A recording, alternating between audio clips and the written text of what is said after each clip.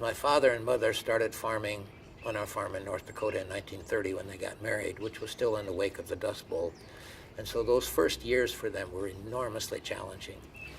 And somehow my father understood intuitively that the Dust Bowl wasn't just about the weather, it was also about the way farmers farm.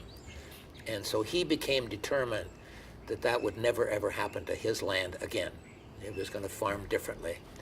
And he was actually a relatively conservative Republican all his life, but he always said it was Roosevelt who taught us how to farm, because it was during the Roosevelt administration that the Soil Conservation Service was developed, et cetera.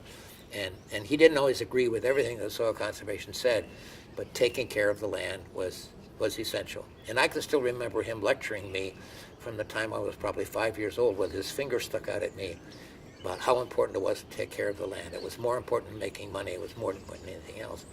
And so I kind of grew up with that sense about the importance of taking care of land. The kind of relationship that we have with soil is fundamental to how we see everything else. And, we have, in our industrial economy, we have really come to see soil as simply dirt. In fact, even as recently as 15 years ago, I used to hear some of my colleagues in soil science refer to soil as simply a material to hold a plant in place. And then everything else you need for the plant, is we manage, we dominate and do that. I don't hear soil scientists talking about soil that way anymore, but I think a lot of people in our culture still just see soil as dirt under our feet. For most of us, land is a commodity belonging to us when in fact it's a community to which we belong.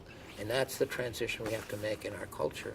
And that's a very difficult transition for us to make because we're still in this extractive economy. We want to extract as much wealth as we can from our land, from our soil, instead of recognizing it as something we have to have a relationship with, that we have to relate to in a way that, as Leopold put it, enhances the capacity of self-renewal. It's that self-renewal capacity which is going to sustain the quality of soil and the quality of land into the future.